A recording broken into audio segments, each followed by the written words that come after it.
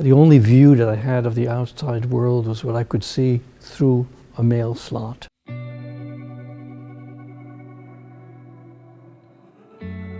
Here was a woman who was very, very different from me. You know, I came from a Jewish background. I was Caucasian.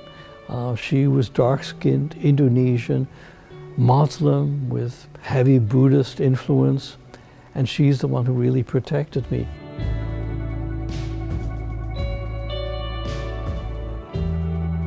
I slept in Mima's bed and she kept a knife under her pillow, vowing to kill any Nazi who might try to come and get me. That's how far she was willing to go to protect me.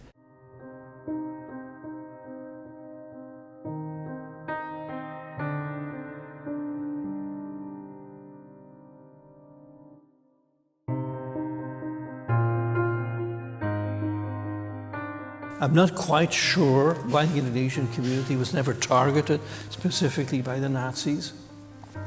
They were preoccupied with other groups and they were going by their own book, if you will, so they were never persecuted. I wasn't allowed out of the house at all. I wasn't even allowed to come near a window for fear that people on the outside might see a child who looked very, very differently from the rest of the family that I was hidden with, the Madna family, which might cause a Nazi officer to come to the house and search. So the only view that I had of the outside world was what I could see through a mail slot. And then periodically the family would ask me to go into a closet to hide. And it sort of became a game almost with me. I had no idea that was because the house was being searched.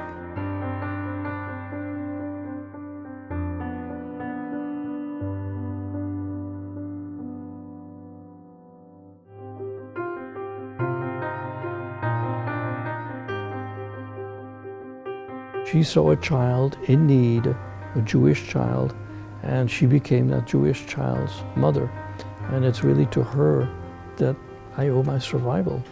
You know, she would have to walk miles and miles every day just to get food for me because everything was strictly rationed and you had to have ration coupons for everything, and there weren't any for me because I was in the house illegally.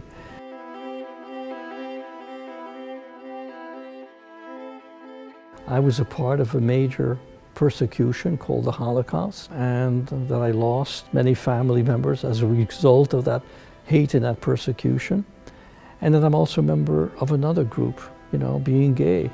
During the Holocaust, many people who were gay were persecuted as well. They did not all meet the same fate as the Jewish population, but they were persecuted for being different.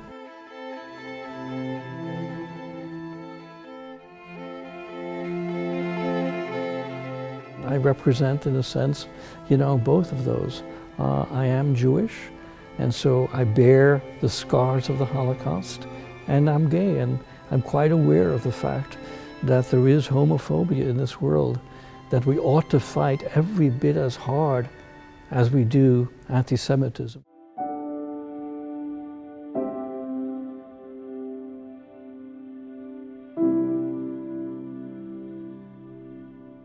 When I was growing up, I had really little understanding of what had happened to my sisters.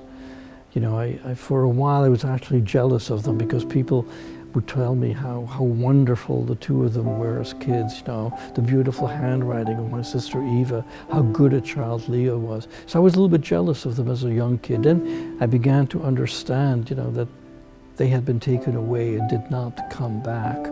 Same thing with my father.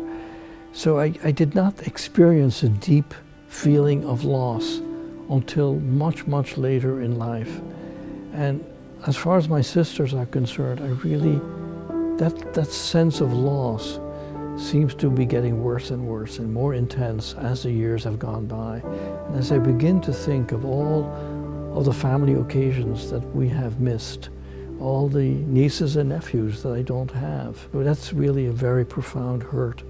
Still today. And the same thing is true for my father. It's a hurt that has never gone away.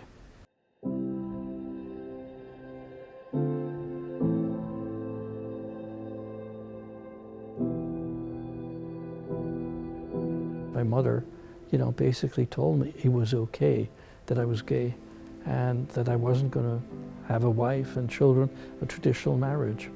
And subsequently, my mother really embraced Joel, my husband, and she loved him every bit as much as she loved me.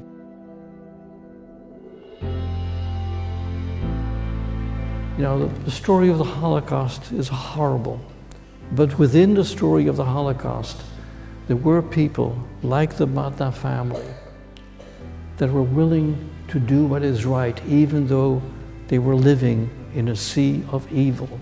You know, fortunately, we do not live in the era of the Holocaust or the Nazis, but we are surrounded by hate speech.